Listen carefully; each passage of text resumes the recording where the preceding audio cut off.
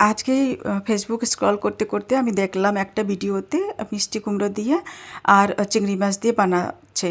তো আমার দেখে একটু খেতে ইচ্ছে করলো। আমি এর আগে কোনো দিন বানাইও নি আর দেখিও নি, মানে খাইও নি কোনো দিন।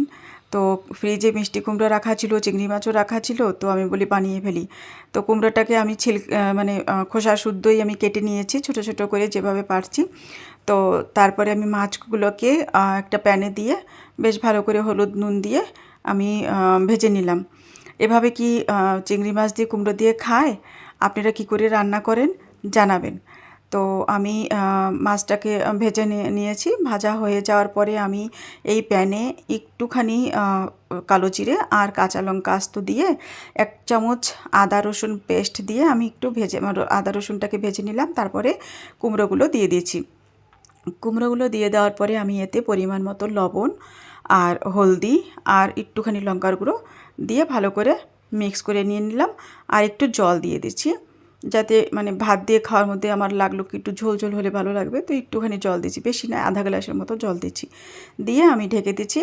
এবার জল মানে তরকারিটা ফুটে উঠছে, আর এবার আমি মাছগুলো দিয়ে দেবো, চিংড়ি মাছগুলো দিয়ে আমি আরেকটু সময় একটু ঢেকে নেব, তাতে আরেকটু কুমড়োটা ভালো করে সিদ্ধ হয়ে যাবে।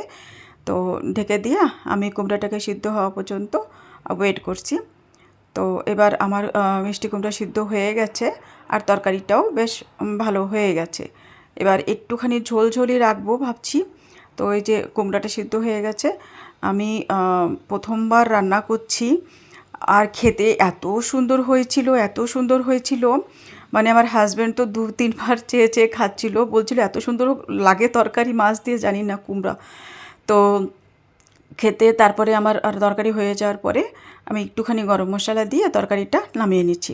তো আপনাদের কেমন লাগছে জানাবেন ভিডিওটা, আর আমার চ্যানেলকে সাবস্ক্রাইব করবেন।